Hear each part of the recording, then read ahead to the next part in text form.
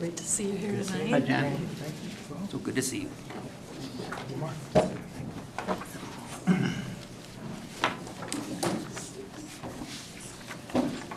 Okay, good evening. On behalf of the Board of Education, I'd like to welcome you to Portage. Well, you're already here, but we're welcoming you anyway. I would like to take a moment to describe our format tonight. The interview may take up to 75 minutes. Board members will take turns asking questions. Toward the end, you'll be able to ask the board questions, and you'll have an opportunity to give a closing statement if you so choose. Choosing our next superintendent is a responsibility of critical importance for this board. We know that being the superintendent of a K-12 public school district is an enormous and unique job. We need to find the right person for this moment and the future to lead our district. We are ready and excited to learn as much as we can about you during this interview process. The board has appreciated the input of staff and community in the process. Our online surveys and our focus groups have helped us build this profile for this position. So we'll get started, Johnny. While we've had the opportunity to review your application, our audience has not. Would you briefly review your background and what causes you to be interested in this position at this point in your career? Thank you, President Van Antwerp, and the members of the Portage Public Schools Board of Education, as well as the community members here tonight.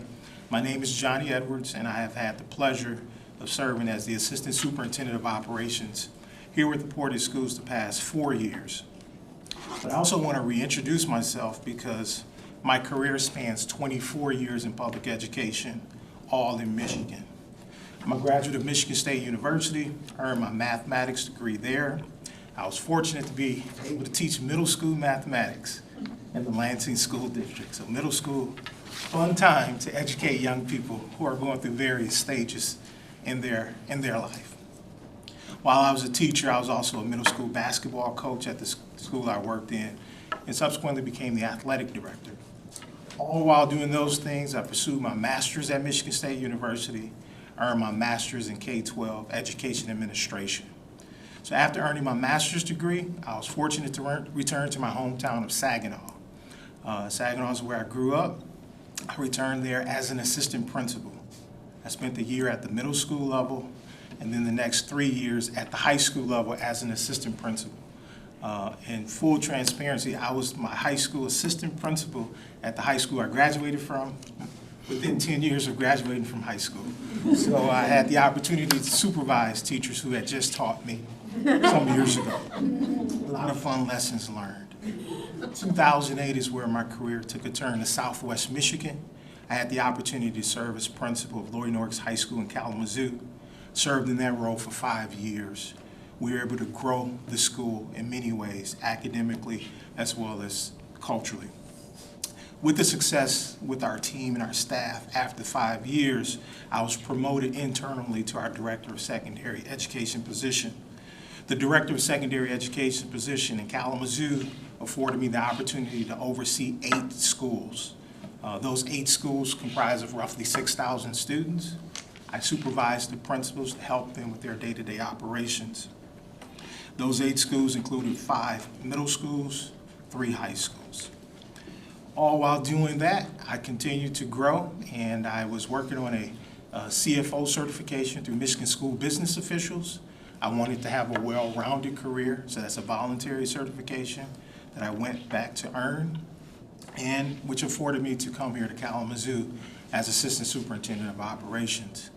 A great position that I've been in these past 4 years, particularly leading our $176 million bond project. In addition to all those things, I'm a graduate of the Michigan Leadership Institute SUPS Academy, which is a voluntary program for aspiring superintendents. I'm also a doctoral student at Western Michigan University. That's a little bit on the career side. So why Portage? One, I would say Portage has always set the standard for academic excellence, not just in this region, but across the state. When I'm at conferences and they see the Portage badge, people stick their chest out like, wow, you're in a great district to work in. We've set the standard for academic excellence. Secondly, we have a very involved community in a good way. Our parents are supportive of our students. Yes, they volunteer time. Yes, they donate materials, supplies, Clorox wipes.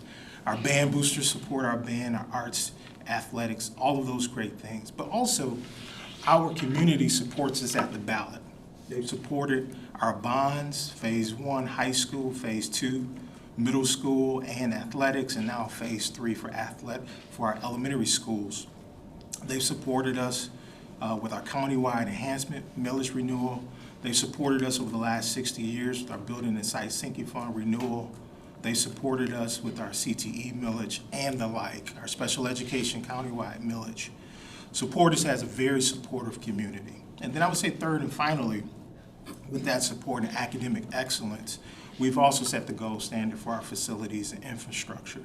One that I'm very proud to be a part of in operations, and one that people from other communities come here and they're totally shocked to see what we offer. And all of those things are what helps our students be well-rounded, and that would be why I'm interested in Portage Public Schools. Thank you, John.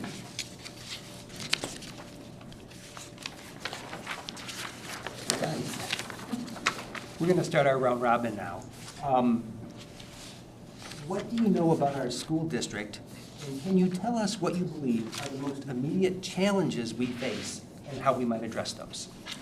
So I've explained a little bit about my knowledge of the district. We have 14 schools, 8 elementary schools, 3 middle schools. We have 3 high schools, 2 comprehensive, 1 alternative. We have roughly 8,600 students here. Within our district, we are a diverse district now. Roughly 30% of our students are of color. Roughly 25% of our students free and reduced lunch population. Roughly 10% of our students are students with disabilities. So we are an evolving district in terms of our diversity. We have, as I mentioned, our great facilities, great academic excellence, high graduation numbers. Students are going on to do some amazing things after high school, and definitely a flagship for the International Baccalaureate program. Now, the other part of your question, I believe, was asking about some of the challenges that we face here in Portage. And while we have a lot of great things, I look at challenges as also opportunities. So one of those would be academically. We have to look at our groups of students. We do have some academic gaps or achievement gaps between some of our students of color versus their peers. Or looking at that from socioeconomic status, we have some gaps there with our students who are economically disadvantaged versus not. Secondly, another challenge is our teacher pipeline pool, meaning that 10 or 15 years ago we had an elementary vacancy. We may have had 20 applicants for one position. Now we're not in that position anymore, because the pool of teachers are not necessarily there like it was some years ago. So therefore, we have to do some work around growing our own to support ourselves. Thirdly, I would say another challenge is our completion of our Phase 3. As we've entered into this rising cost of inflation and the buildings that we're designing now, which I'm very proud of, we also know those come with the cost of a premium. And so we have some work to do to finish off our infrastructure needs. So those are 3 of the kind of big ticket pieces. But associated with our infrastructure needs in Phase 3, among some of our staff, some believe that we need to study our district boundaries, and that's something that some staff have mentioned over time, that they believe we need to look at them again. I know they've been looked at in the last 10 years, and that's somewhat connected to our facility needs. And then fifth and finally, I would say, not to be political, but we have to keep a pulse on our school funding cycle. There are a lot of moving parts at the state and the federal level, and it's unfair to try to make a prediction today, but I think that's something that we have to keep a focus on here in Portage Public Schools. Johnny, could you describe your typical style of leading and talk about situations which you might vary from that style? My style of leadership, I would say, one, that I'm a collaborative leader. I like to hear the voices in the room. I do not believe that my position should be of one that I make the call because I'm the highest in the organization. What I lead with is wanting to hear others weigh in on situations that I'm involved in. I don't always lead, and I know that I don't always have the best idea. So I look to collaborate with others on my team and others who are closely involved in the situation to hear their feedback. Secondly, I probably would say that I am an empowering leader. Those that I work with, I want to empower them to be able to make decisions in my absence. That only occurs when you set up a safety net, some may call it psychological safety, and they feel as though they can work within their area and don't have to necessarily call me for every step of the direction. I want to empower the people that I work with and work for. Then third and finally, I would probably say I'm transformational leadership.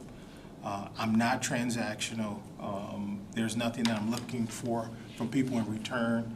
I look to go deep in our relationships. I like to be able to make positive change and grow with every single situation that I'm in. Times in which you vary, oftentimes I would probably say there are certain situations where people that report to me, I just can't give them all the information at that time. I have to be able to have a measure of confidentiality with things that I'm working with. And if there's something that's sensitive matter that requires my attention, I can't necessarily always be collaborative because it's confidential and I need to do what's in the best interest of our school district. So there are times in which, particularly around personnel matters, confidentiality, where I'm not as collaborative due to the sensitivity of the nature, and I would never like to put our district at risk. Thank you. Johnny, how would you go about evaluating the effectiveness of curriculum, assessments, and teaching methods in the district? Great. Prior to coming here to Portage, I served as Director of Secondary Education. In that role, in addition to supervising our principals, I was in our Teaching and Learning Services. TLS is what we called it. That's equivalent to our CIA, or Curriculum Instruction and Assessment Department here. So I'm very familiar with the processes around evaluating the curriculum, the instruction, and the assessment. And it's a three-pronged approach, meaning that all three of those areas overlap each other substantially. So one, in terms of evaluation of curriculum, I would say that we should have strong curriculum guides at every level for all of our classes that we offer. And that's important for consistency across the district.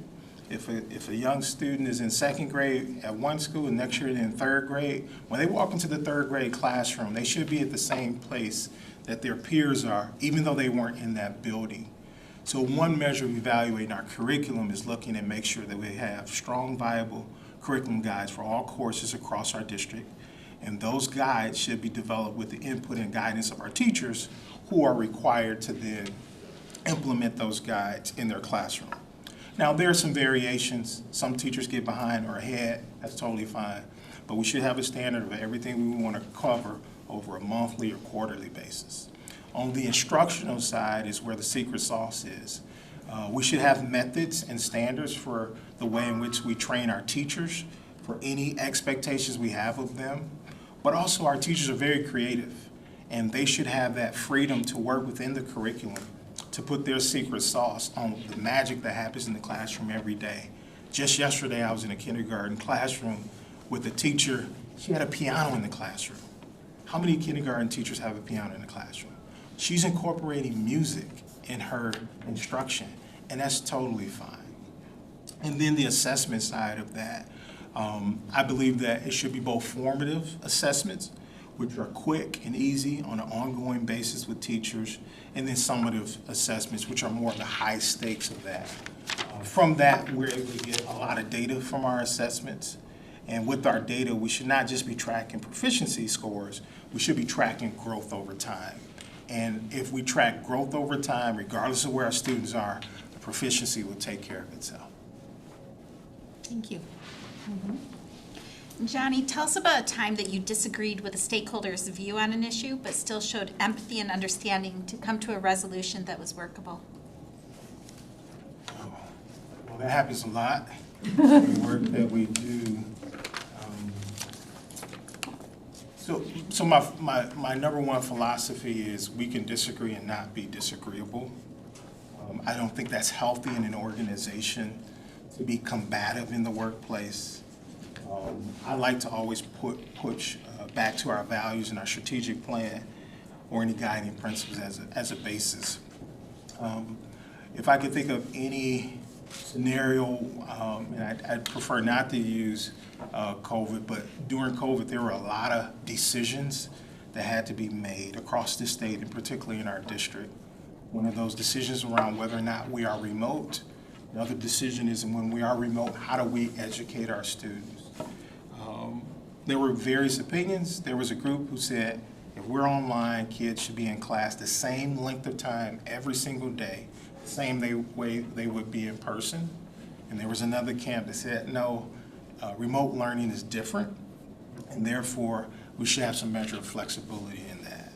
So as a district, we initially made a decision to go with the same number of minutes that they have in person, the same number of minutes we offer. I did not believe that was the best decision at the time. I supported that as Director of Secondary Education because that was the flow of where we were going. At the same time, I continued to talk with our leaders, talk with our teachers, all virtual, to better understand the rhythm. And I also experienced it as a parent of 2 kids doing it as well. So I saw the challenges related in being in class virtually the same number of minutes you were when it came to in person. Over time, through my work with our team, we were able to relax that rule we made initially. We learned a lot in that process, but I supported it 100% because that's what I'm supposed to do. And I continue to cultivate our thinking around synchronous learning, asynchronous learning. And I think in the end, we landed on a better schedule. I can't say it was the best, but it was better than where we started.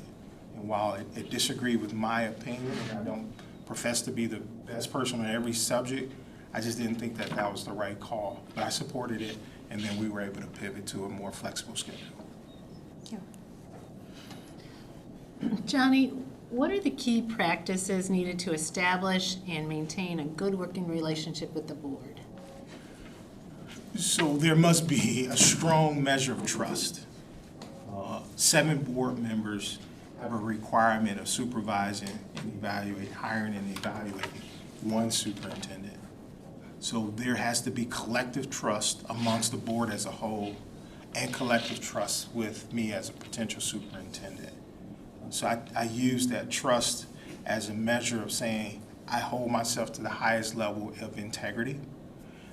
So that's a foundational piece around the board-superintendent relationship.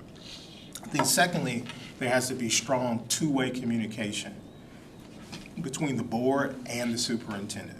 And what I mean by that is not that we're working outside the Open Meetings Act. That's not my point. What I'm saying is we need to have clear goals and directions and expectations. If the board has an expectation of the superintendent, they should communicate that to me, whether that's wanting a written report every 2 weeks or wanting to have quarterly one-on-ones with the superintendent. There has to be an ongoing communication and dialogue. There has to be clear communication where I understand how the 7 board members want to receive communication from me and how they want to receive that, whether it's text, email, or phone call, and then how the board collectively wants to receive the information.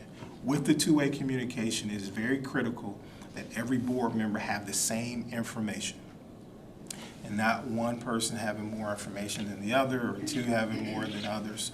So I think 2-way communication is there. So trust, 2-way communication. And then I think the other foundation is having common mission, vision, and goals.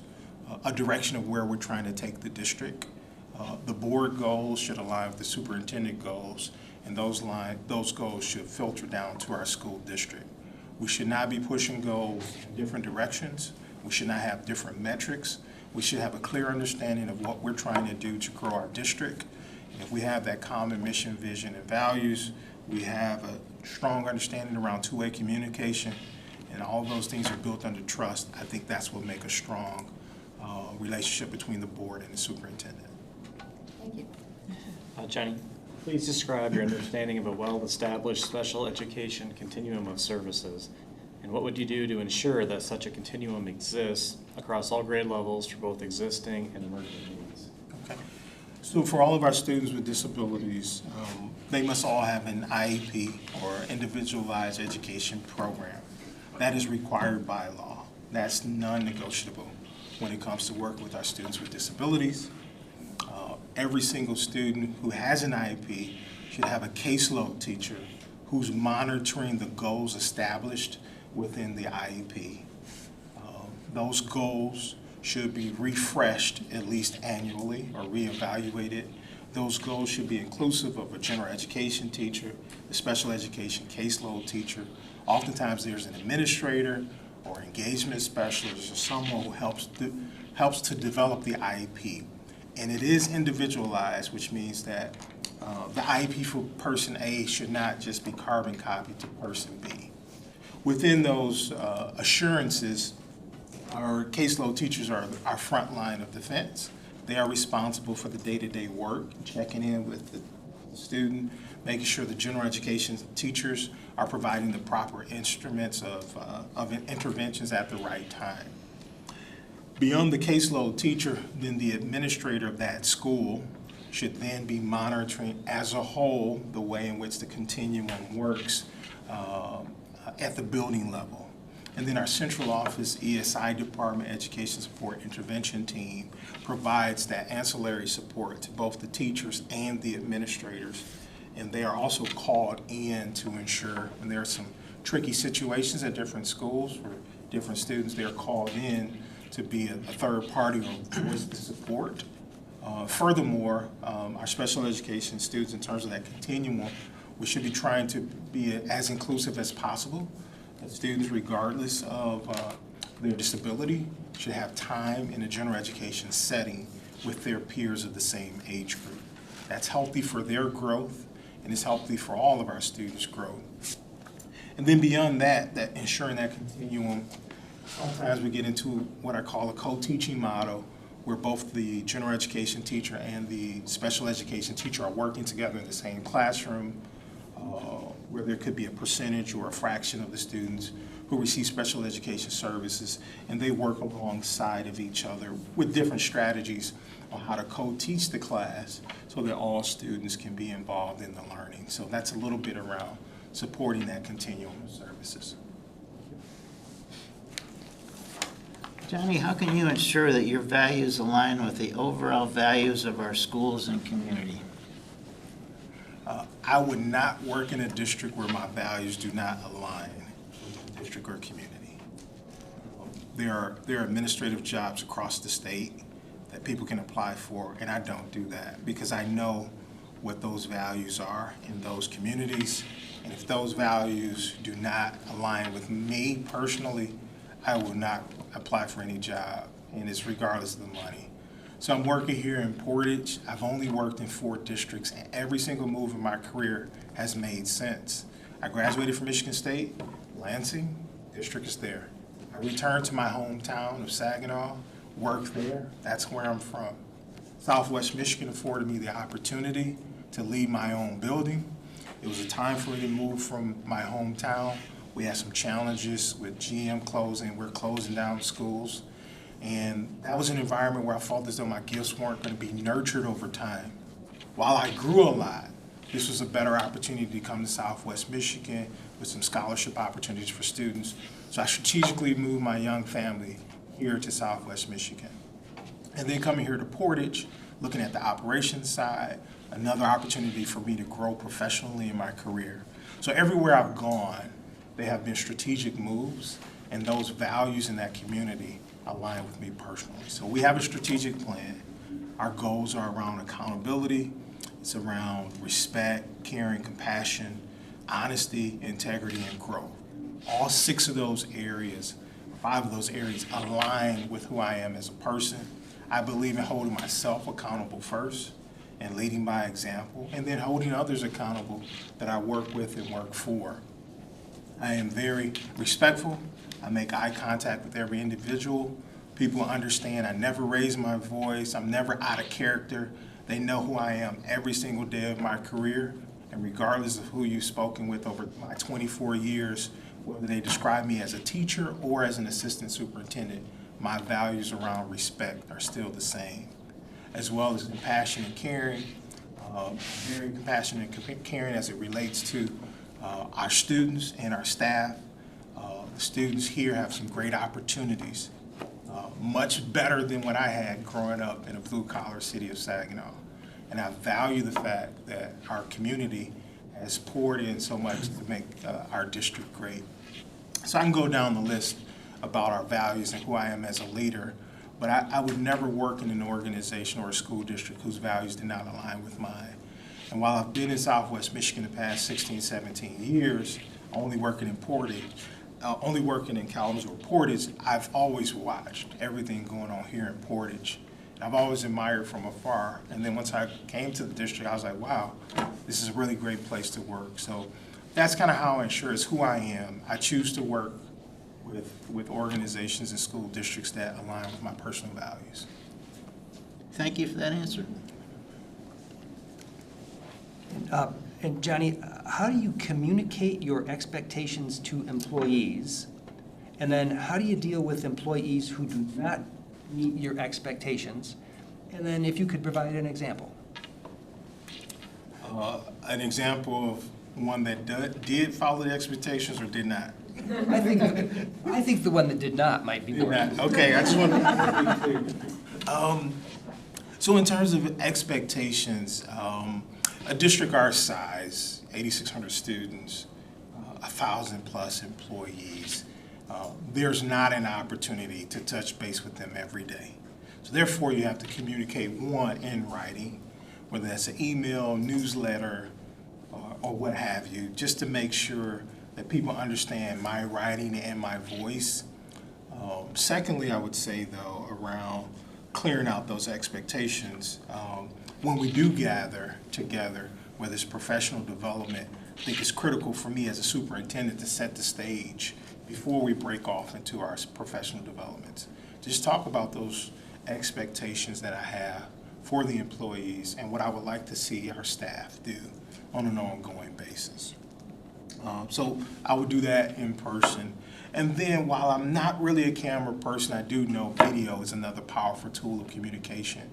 You can do small snippets of videos that can go out occasionally to staff, just to reiterate the expectations that we'll have for our employees and our group. I think all of our expectations should be reasonable, meaning that it's fair. You know, I can't be arbitrary or capricious. The rules are the rules, the expectations are the expectations, and it should be clear without people deciphering what do I mean by the expectations. So those are some ways in which I would communicate those. And then I think off of that, there will be some opportunities through focus groups, whether that's like a teacher advisory council, where you can meet with groups of teachers to share expectations, but also to hear concerns from what's going on in the field. So that's part one. I think your second question was, what do you do when people do not meet your expectation? So I believe that matters should be resolved at the lowest level. And the lowest level is to have a conversation with the person. A lot can be settled, face-to-face conversation, getting a clear understanding of each other's views. Sometimes it can be a misunderstanding. So when people don't meet my expectations, I never take it personal. I want to better understand. Maybe there's an opportunity for me to grow as a leader if I can understand what's bothering them with our expectations. And then the third part of your question was like, give an example of what I would do when someone doesn't follow the expectation. Again, I would work with them one-on-one. For the most part, I believe that people are in education for the right reasons. There are some behaviors that are non-negotiable. You're messing with money or messing with children, that's non-negotiable. Everything in between that I want to settle with a conversation. If the matter cannot be resolved, then oftentimes I'll bring in someone else to help mediate the situation. If it becomes progressive, then sometimes it has to go in writing. But that should not be the first lead. That's down the road after multiple opportunities of improvement. And there are some times in which there could be someone who's not meeting my expectations, but better yet, are harmful to the education of our students. And that's where we have to work through our evaluation system to help them grow. And hopefully they can grow into the level of expectations we have for all of our staff members.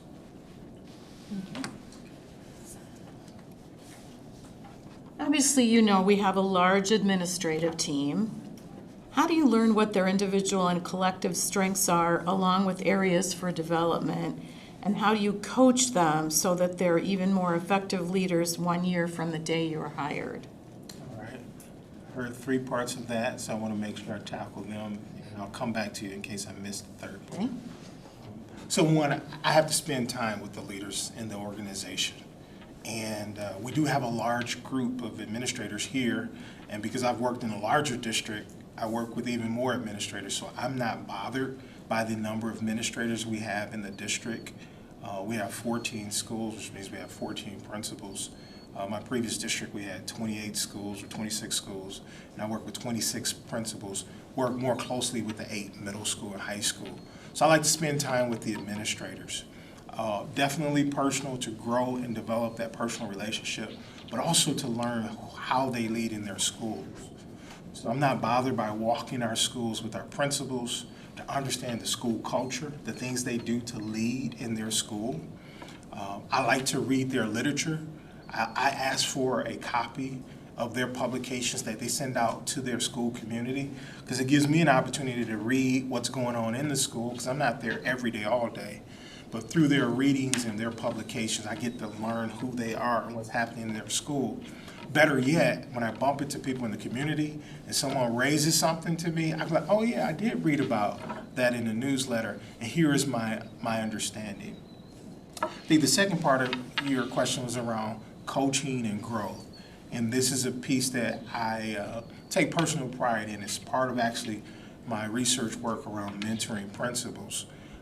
But essentially, my method of coaching and growth for our leaders is to set mutual goals, number one, making sure that they have an understanding of some areas that they want to grow in, and then I try to help develop what support looks like for them.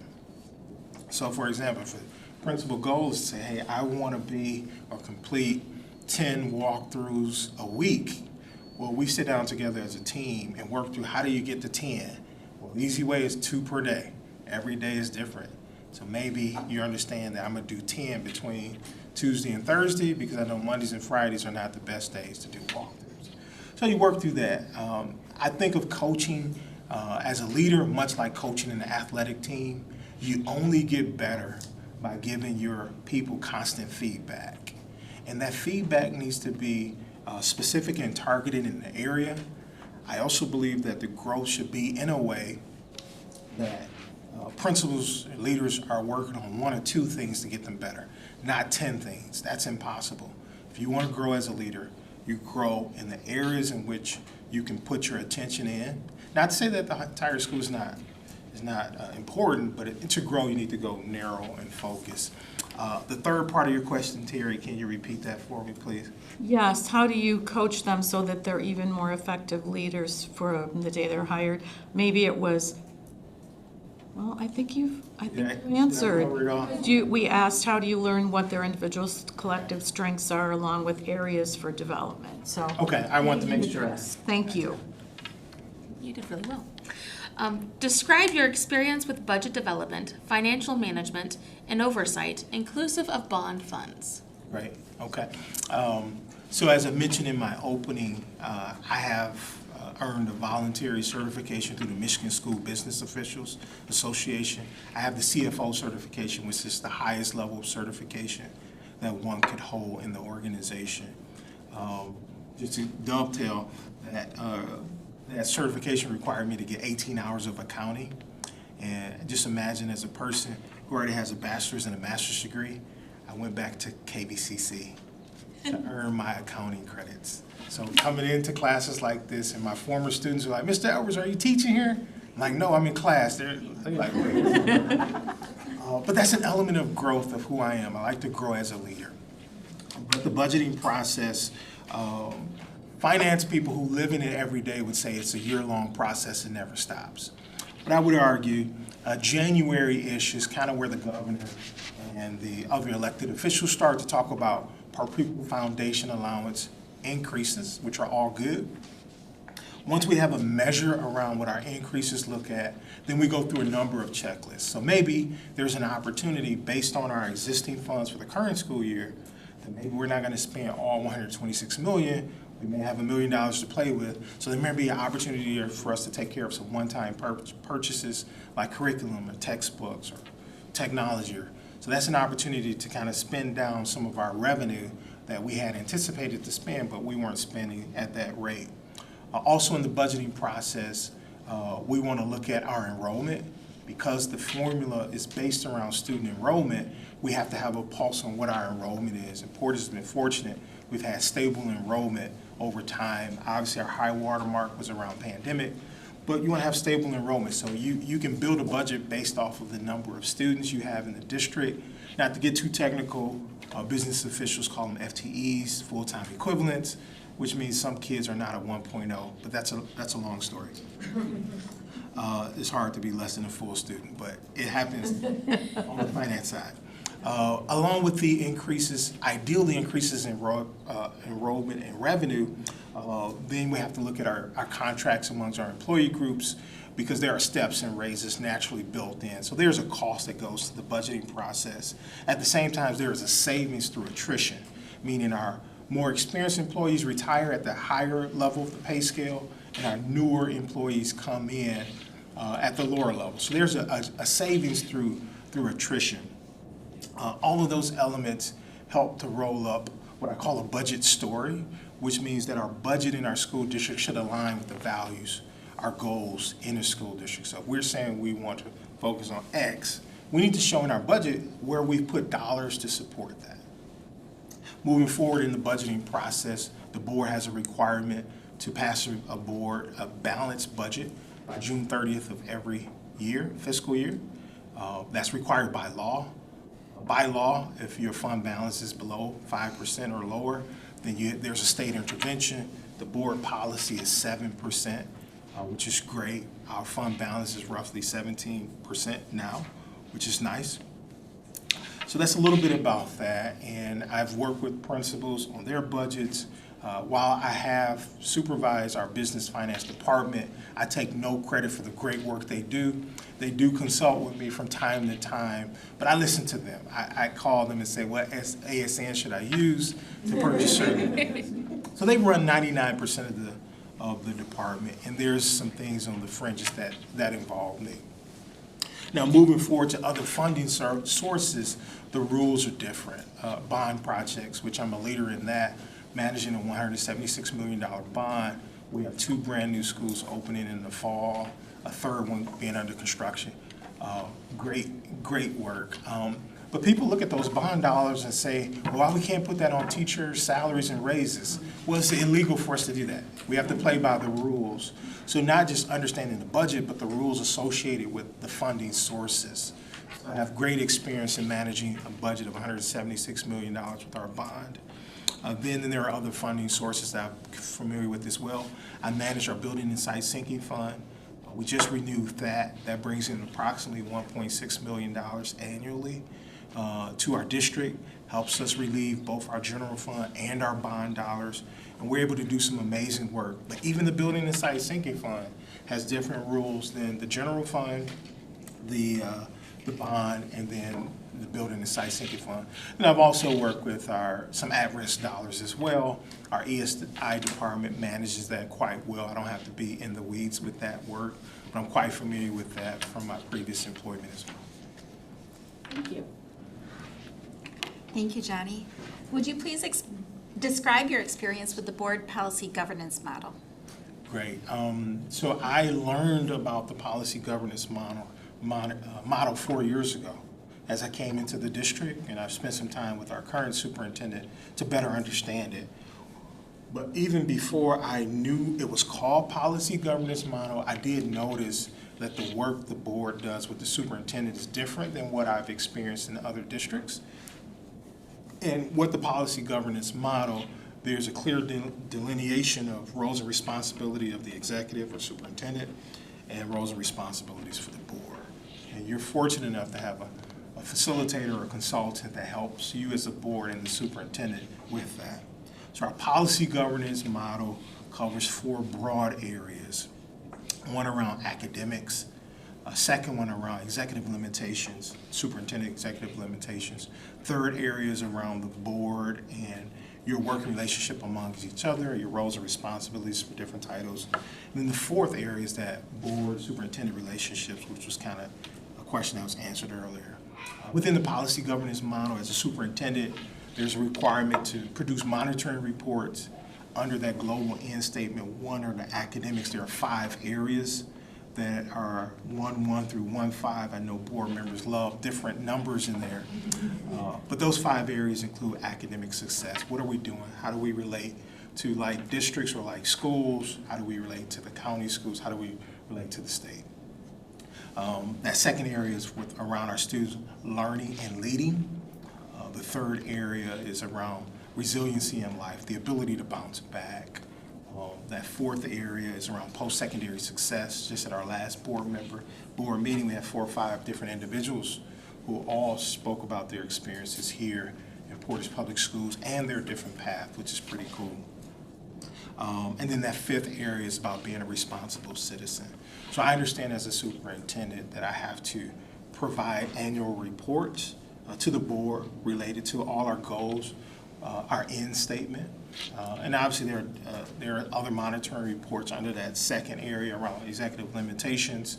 I have contributed to some of those reports for the superintendent, particularly around long-range planning. I've been involved in some of those pieces. I've been fortunate to attend some of the board retreats and watch the policy governance model in action. And it's a good way to wrestle, in a good way, to hear different views from different board members, how you pull all of that together to push the district forward in one way. So that's my experience and work and knowledge around the policy governance model. Johnny, how have you dealt with curriculum issues that arose that current culture considers to be controversial, and describe how you were able to resolve those issues? So the last 4 years, because I've been in operations, I have not had to deal specifically with that issue, but I will raise a couple of examples that I did deal with previously as Director of Secondary Education. And I wouldn't necessarily call it controversial because every community is different. But in my last community, as a Director of Secondary Education, I worked alongside our Director of Curriculum, our Director of Curriculum Instruction, our Director of Assessments, our Director of School Improvement. We were co-leaders and Director of Elementary Education. So in that TLS department, one of my primary responsibilities was annually to bring changes to the board. Those changes could have been a course title change, simple. It could be a description change. It could be a sequencing change. It could be a deletion of a course, meaning that low enrollment, we no longer offer it, or an addition of a new course. There was a course that was submitted to our department, and I'm the lead in this area. The course title is called Women's History. As the course was submitted to our office, we have a rubric, we have standards there. As a team, we agreed that as the proposal was submitted and written, that it did not meet the standard for being accepted. The course was denied at our level, at my level, and subsequently when the report came out for the board, when some students and staff did not see that course, they were bothered by it, okay? So it was rejected. Subsequently, some of them came to the board to share their displeasure and why the course was rejected. As I went back and reflected on that matter, what I would do differently in that case is, beyond the rejection, I probably should have met with the teacher and talked through why, or met with them as a team to explain why it was rejected. What I come to find out is actually the students tried their best to develop a course within our standards, and the teacher just signed off on it. Well, there were a lot of errors in it, and I didn't feel as though it met the standard for me to bring to the school board. So what did we do? We did deny the course. A year later, though, we worked with the students, we worked with the teacher to strengthen the course title, to strengthen the content in it, and we were able to approve the course the following year. It's a course that I believe is still running today. So the topic of women's history, I wouldn't consider that necessarily be controversial, but because it was denied, it led to a controversy in our community. But we worked through that with that particular teacher for the district and with the students. They did a great job. They probably, in today's era with AI, they probably would have hit a home run. They didn't have AI when they submitted that course, and that was somewhat of a controversy in our district that we worked through. Thank you. Johnny, how specifically would you go about establishing and maintaining positive public relations within our community? So we do not control the headlines that are published in the local newspaper or online. I'm saying newspaper in air quotes because we don't print as much. So therefore, we have to be our own PR machine. We have to feed the positive information to our constituents. And we need to do that on an ongoing and frequent basis. So one way of that is making sure, one, from a social media perspective, that we're always highlighting our district and all the cool things that we're doing there. I think secondly, beyond that, there have to be the written communications that we produce to our community, internal communications that we commit to our staff. But more importantly, we need to have more opportunities or additional opportunities for people who are shopping for schools to come into our space. So it wouldn't hurt us every January to have an open house for any family new to the area or any family considering moving to Portage for them to see what we have. In addition to that public relations matter, when we get a glaring headline, we need to be proactive with our statements and the facts. I understand that this is a clickbait generation, and the headline written is designed to draw traction and algorithms. So therefore, we have to combat those types of things with our regular ongoing communication. Everybody's glued to this cell phone now, so we can use our app to push out information and communication to our school and our school community. Ultimately, I believe that in a district our size, there's going to be silly things that happen from time to time. It should not be frequently, but it's going to happen. It's just too many moving parts in an organization our size. Ultimately, we want to be on the forefront of our own public relations. People make judgments about graphics. If our graphics are not to the level of other districts, then people cast values on what the quality of education is by a graphic. So we should have, it's this generation we need to have engaging graphics, we need to have engaging videos, all of those things. I would arguably say in terms of public relations, now we're in a podcast generation. There are opportunities for us to have monthly podcasts highlighting and showcasing our teachers, our students, some of the great things that are going on in our district. And so we can't sit back and say we are Portage and people know who we are and therefore everything is great. We have to be our own PR team and think outside of the box. And we may have to learn lessons from the private industry. When I'm traveling, I'm looking at how does Delta market their program? And when I look at a sign, what does that sign mean to me? We have to do the same thing with Portage. We need to invite in our constituents, our parents, and other community members to say, hey, when you see this, what comes to mind in Portage? And does that align with our vision and our values within our organization? So there are some of the ideas, but in terms of maintaining and monitoring that, I would arguably say we need to be on the forefront on a regular communication, celebrating the various months that happen over the course of a year. And it's, positive press always helps us, particularly when we have a more challenging situation that arises. Please share with us your strategies for ensuring staff members feel valued and appreciated. Let me just say that I've grown in celebrations. As a leader, I wasn't one to really celebrate. I didn't need the cookies and punch for doing what we were supposed to do. Coming out of blue collar community, I didn't need the pat on the back. My paycheck is all I needed. I do my job. But in today's world, that's not the case. So showing our appreciation and value for our staff members, one, we need to highlight all of the good things that they are doing here. It's great that we do have teacher associations that share some of that information during the board meetings, which is great, but we can't rely on that exclusively.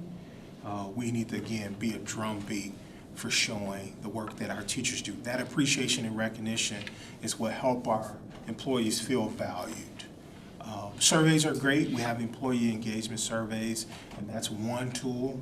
But I think beyond that, I would look at having different advisory councils, particularly one with our largest employee group, our teachers as well, where if I met monthly with 2 teachers per school as a group, 28 teachers, that's a way to really understand the pulse of our district and to get ideas. Also, I like to surround myself with people who really enjoy celebrations and recognitions and allow them to think of great ideas that I can follow along and tag along. But there's nothing wrong with having a Teacher of the Month or the Teacher of the Year celebrations where we have an opportunity to recognize our teachers are doing a lot of great work. For example, I know in the private organizations, they do work anniversaries. So a person's been here 5 years, their name and or their photo gets blasted on their social media. Well, what message does that send? It sends the fact that we have longevity. So you have a publication that celebrates those who've been with our district for 5 years, 10, 15, 20, 25, and the like. In the midst of so much turnover from time to time in education, we need to celebrate and appreciate and value our employees. Because what we want to be able to do is we want our employees, when they come here, we want them to retire from here. Another element of value in their work is for them to see an opportunity for promotion or growth. There needs to be opportunities for our teachers and staff members to grow. We may have paraeducators who aspire to teach. We should be helping them with their credential to become a teacher. Again, some teachers may want to be administrators or engagement specialists. They may want to be instructional coaches. So in addition to having like our new teacher academy that we've started, maybe there's an Inspiring Administrators Academy for some of those people who want to get a deeper look at administration and want to grow. People feel valued when they are heard. And at the same time, we have to understand that everyone doesn't want to be in the limelight. There are individuals who are cool with this personal thank you. And then finally, I think there's an opportunity for us, if we wanted to show appreciation, is actually inviting some teachers here. One of the warmest board meetings every year when some of our students with disabilities come and recognize educators who've made a significant impact in their life. That's the best board meeting by far, because it's hard for me to give my report after that. So I would say, though, we can expand upon that and allow more teachers to be celebrated and honored in these types of forms and settings. In our professional development, teachers want leadership opportunities. Another way of valuing them is allowing them to lead their subject area professional development. Teachers like to showcase their talents to their peers in a good way. So those are all different ways or opportunities we could show our value to our teachers and our staff as a whole. Thank you. And Johnny, Portage has the full range of students, including both low and high achieving, low and high socioeconomic status, and a wide range of life goals, and it's a diverse school district. How will you ensure that each student's needs are met in our classrooms and beyond? So I think that's critical. Thank you, Bo. That's a great question. And I may have mentioned this a little earlier. The challenge is people often look at proficiency scores as the only metric of success. And I don't believe that that should be the only metric. I think it should be a metric. I'm not ducking high stakes assessments like MSTEP and the like. But one way to meet the needs of every individual student, regardless of where they are when you get them, is a commitment of growth. Ideally, we want every single student in our school district to grow by at least one school year, meaning that they come in reading in third grade at the third grade level, and by the time they leave and are ready for fourth grade, they're reading at the fourth grade level. That's ideal, but that's not for every single student. Some of our students require more. And one way of providing something more or different is our multi-tier systems of support, MTSS. That's a way in which you look at a wide range of students, both academically and socially, which means the vast majority of your students, 80%-ish, should be able to get high-level instruction at the ground level. And there will be a smaller percentage, that is, 5 to 10% or so, who needs an intervention, some additional support. And that top tier, the most intense, that 1 to 5%, which need even more intensity. So that's one way of looking at meeting the needs of all of our students and understanding that if those percentages are off, then usually there's a foundational issue with our instruction. So our multi-tier system support is one area. I think secondly, for some of our students who may be on the higher achieving end, they need to know what those pathways are. Yes, we have an IB program. That's one way. In addition to that, we do have opportunities for students to go off campus to CAMSI if they so desire. In middle school, they have the opportunity to go to ATIP, Academically Talented Youth Program at Western Michigan University, where your highest achieving middle school students are already above the middle school level. They go to Western Michigan. They should be able to earn high school credit at the middle school level to help them take other courses at the high school level. And then there's this whole gap around the middle of the road. What do we do? And I believe that we should continue to explore. So it's okay for us to push our new CTE center as a way, pushing career pathways for those who want to do dual enrollment. So, hey, I just want to get a taste of what college is like, and I want to go off campus to KVC or C or Western as a part of my school day and take a dual enrollment course. Maybe I'm great with the arts. I want to take an EFA course, Education for the Arts course, as a part of my curriculum. So we have to understand the talents and gifts of our students and then allow them to make choices on the pathways that they want to go. So we need to work all of those avenues or pathways for all students so that they can make the choice that's great for them.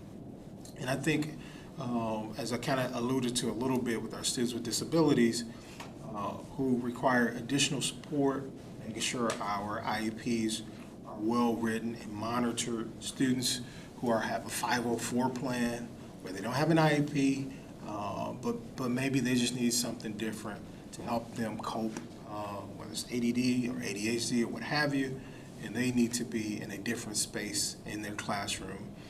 So in terms of ensuring all of those things, we have to have systems in place. We need to know who's monitoring every level of the system from the building level all the way up to the central office level. And as a superintendent, it's our job to make sure those systems are running efficiently. I didn't touch on the economic side, but I understand your question was around just the fact that we have a diverse district. So. Johnny, please give us examples of educational change or reform that you have initiated that improves success for all students. All right, so I'm going to put on my high school principal hat.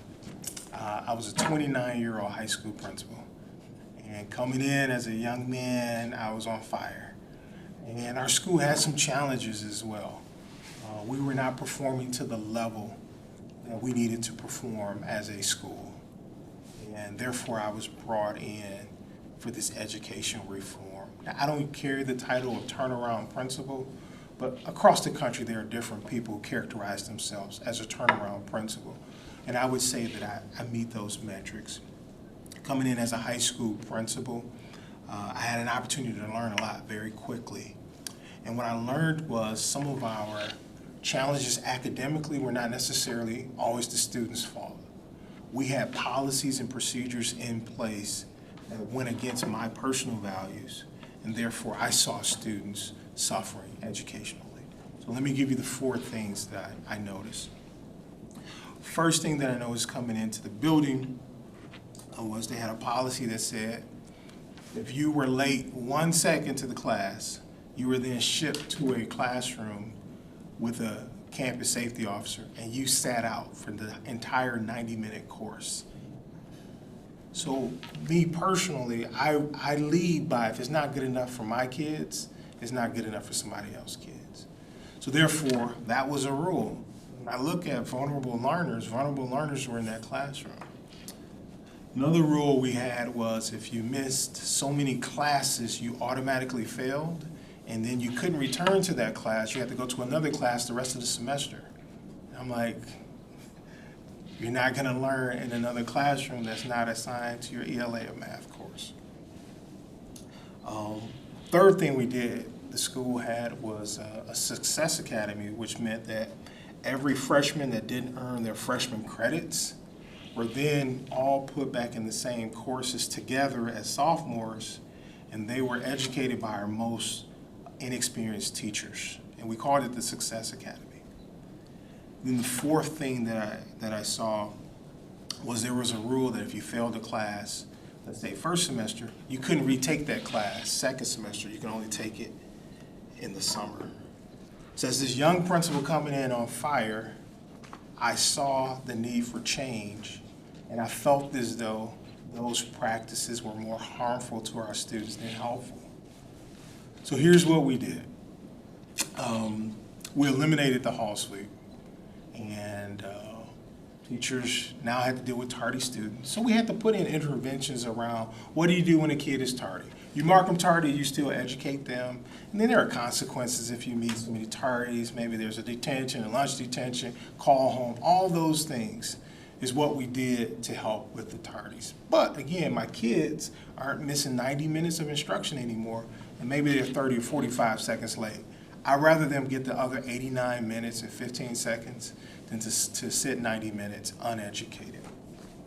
The second thing we did, instead of having a Success Academy where all of my, and we had names like Freshmores, but all of our students that didn't earn credit as freshmen, we created a Sophomore Academy. So regardless of where they were, they could still take classes with their other colleagues or students that are also 10th graders.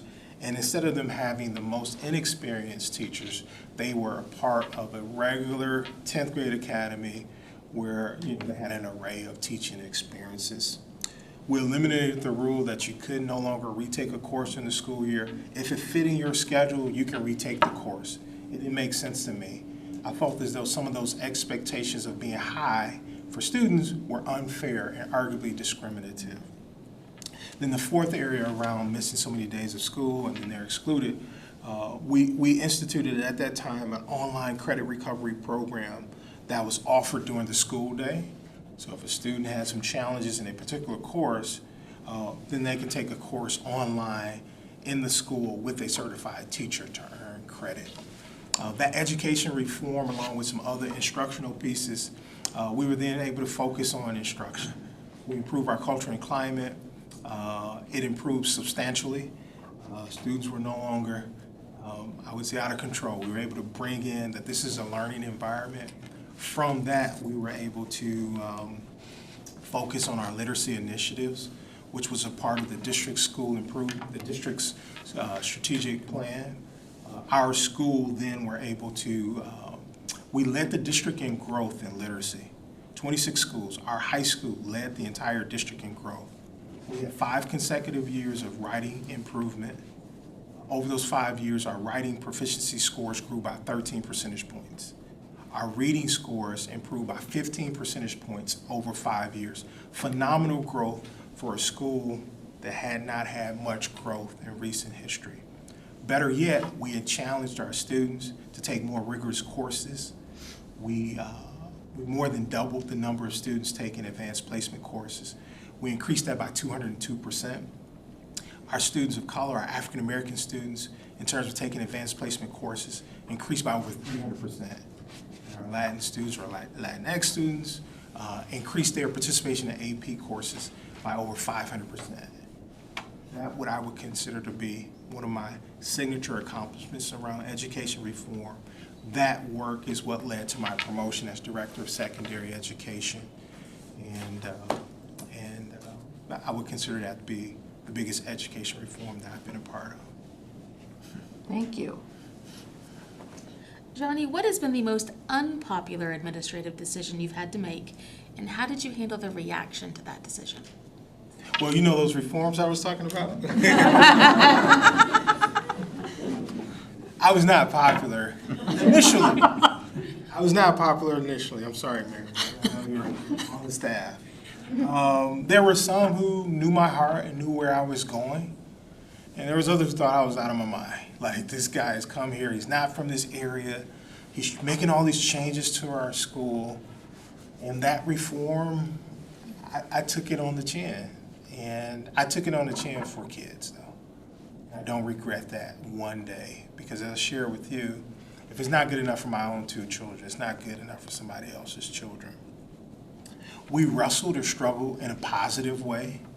I think my staff got to understand had a better understanding of my heart, what I valued as a leader. Then I also had an opportunity to understand more about our staff. Our staff had some ups and downs. The Kalamazoo Promise was recently announced, so there was some pressure that we needed to do better by kids rapidly.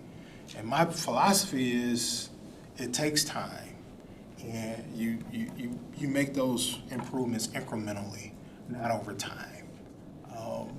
So that was probably some of my more unpopular decisions. Now, over time, as we improve the environment, our student enrollment grew. Our student enrollment grew from 1,250 kids when I entered to 1,550 kids in 5 years. The confidence in our community grew. We were no longer a laughing stock to our community.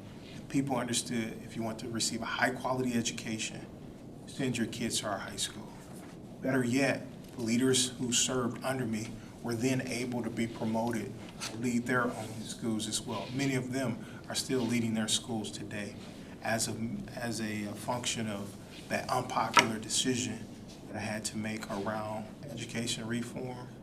Don't regret it, and I think that has strengthened my leadership, and I still stand on those principles today. Thank you. Thank you. Johnny, in your current position, how much time do you spend in the schools, in the classrooms, and in the community? And how do you do this? What value has this been to you? Great. So when I entered the district for operations, I set up meetings with every single principal, spend at least an hour initially just to understand their school and operations and like.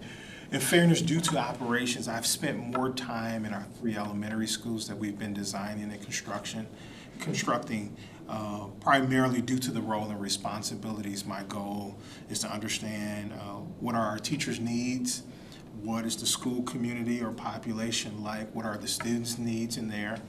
And I'm proud of that work because the 3 schools that we have going have a lot of parity, but yet they have a lot of character that's specific to their school's need. And if you have an opportunity to see what the teachers' faces look like when they see their new schools, it's very heartwarming. And that's a team effort. So in fairness, I've spent more time in those schools than I have in others. But I do occasionally pop in to our schools just to say hi to our principals. If they're busy, it's cool. I walk around. It's amazing what kind of information you get when you're just hanging around in a school, interacting with students and interacting with teachers. So I don't have a percentage of how much time I spent in the classroom, but also the role of operations is a little different. Within our community, I attend our events sponsored by the arts. I attend our athletic contests. It's not uncommon to see me on the sideline of a Portage Northern or Portage Central football game on a Friday night. So I'm very comfortable there. Just last night, I was at Central Elementary School's goodbye or farewell walkthrough. Over 300 people were there. Had an opportunity to meet some young men who are a little older now, who were in the gym looking at the Raptors and admiring a rope that used to be there when they used to climb up. Not sure with them, we don't have ropes in schools anymore. But they walked through that school. They were very proud of the memories that they held in Portage Central Elementary. Then they had a glimpse into the future where we hung out in the gymnasium to show them what the future of our buildings look like. In addition to that, I'm a board member at the Air Zoo, and the Air Zoo is a great partner of our district. I'm also on the board at the YMCA, which is also another partner. I've been in those roles the last couple of years, and those are organizations that not just partner with Portage, but their mission and vision values align with me personally. In my previous role in Kalamazoo, I had, it's a larger community, so I was very connected with our higher education program, teacher pipeline programs, and I've listed a number of them on my resume as well. So over the 4 years, I've really acculturated myself into the fabric of the school and the community as a whole. Before I ask this question, I have to explain why I laughed, because most of you probably don't know. I was teaching at Loy Norrick's 9th grade when Mr. Edwards came in as our new principal, and it was a challenging time, so I couldn't help. But today now, our question, there are many roles and responsibilities with the superintendent job: fiscal responsibility, board relations, community relations, staff relations, and the list goes on. How do you do all of this while still taking care of the academic side of the house to ensure we are maximizing student growth and achievement? Right. So the first area around those various hats, one has to be extremely organized. And so I lead from a place of organization. I have a Google Calendar in sync with my iPhone. I even have my family calendar in sync with the iPhone, so the family knows when I have late meetings and things of that nature. So I have to lead with a space of organization and a rhythm. And what I mean by a rhythm is oftentimes when I'm new into a role, I'll carry around a journal because I can take great notes to stay organized for myself, understanding what task I need to complete as well. And then I also try to, when people are pulling on my time, try to figure out if there's an opportunity for a meeting for me to be virtual and still be in the office. And that way I don't have to necessarily leave the district every time for every meeting. So organization is very, very critical. So to handle those other areas you talked about in terms of fiscal responsibility, communications, all that, you have to have a great team around you. As I mentioned earlier, I like to lead from an area of empowerment.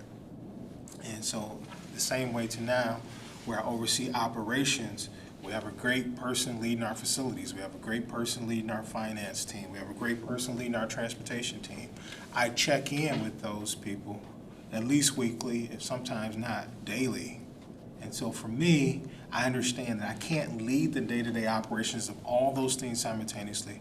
We have to have great people around me that we hire to fulfill those responsibilities. And I have to keep a pulse on it, and then I also have to communicate that to the board.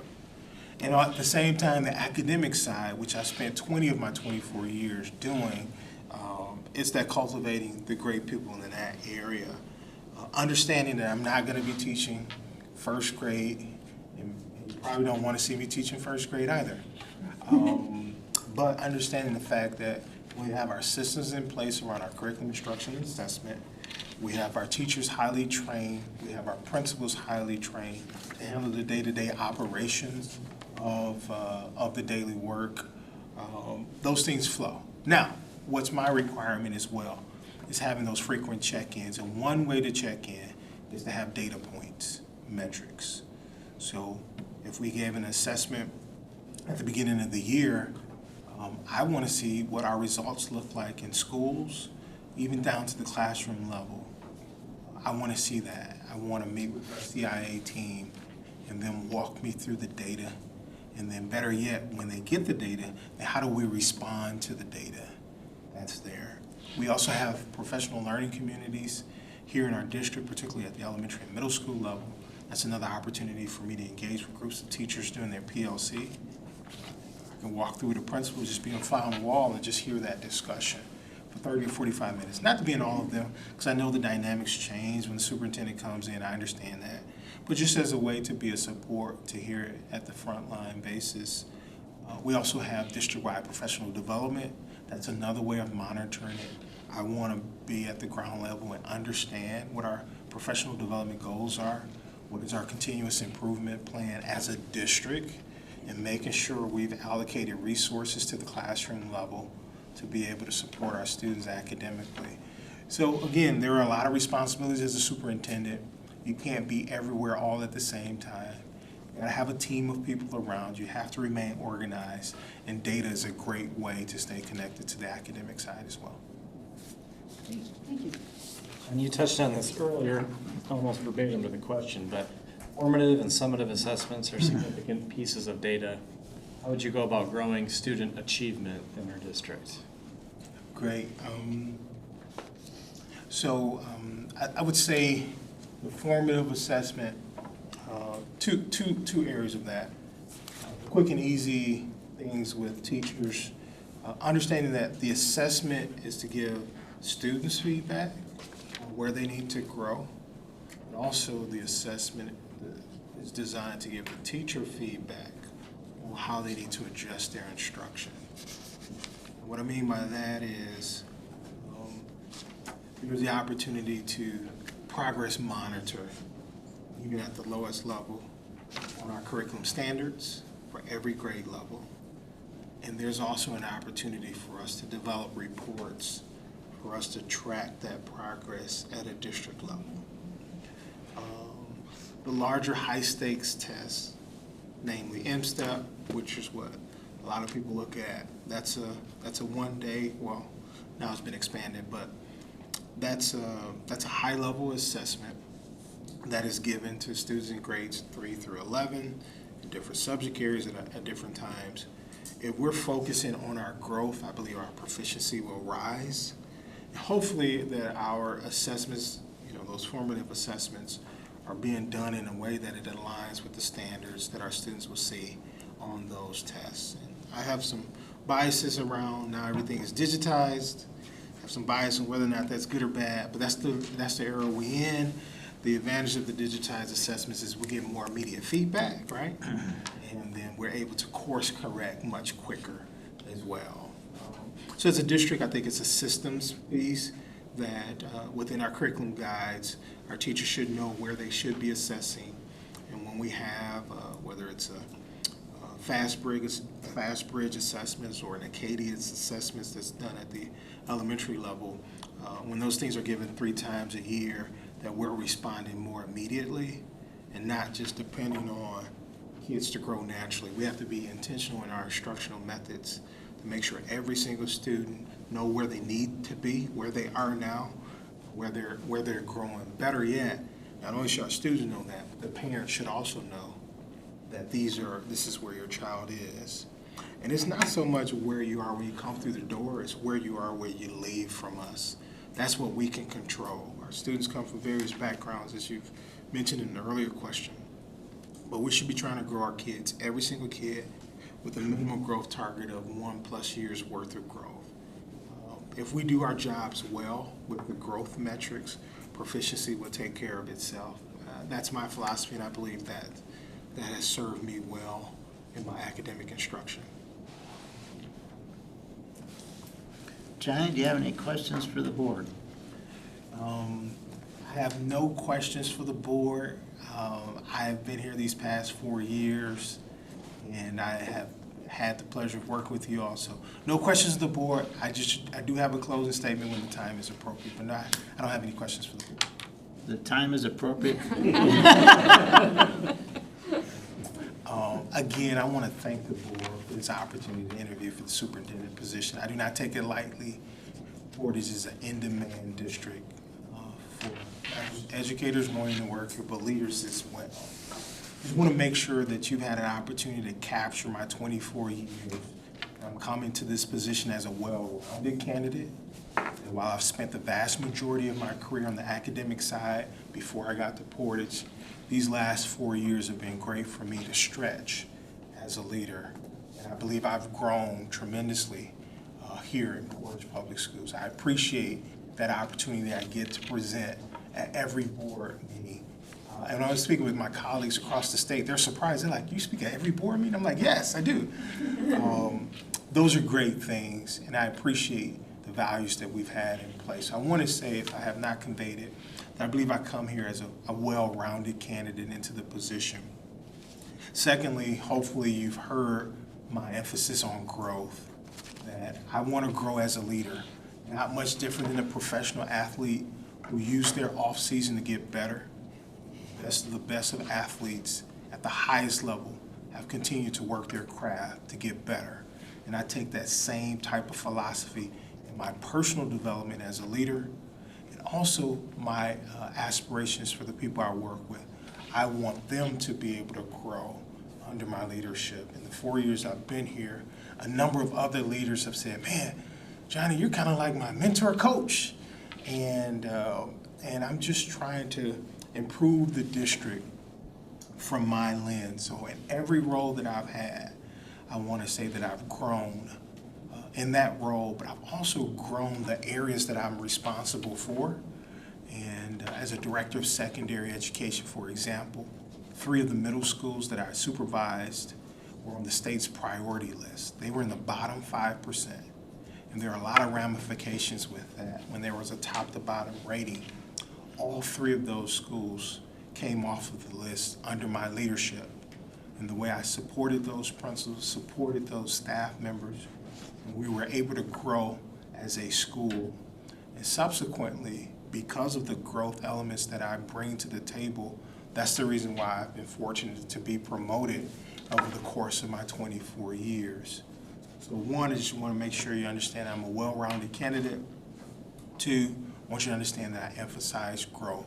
And then 3, I just wanted to make sure you understand that all of the areas that we want to improve in as a district, as we work together, I believe those areas are a part of my strength.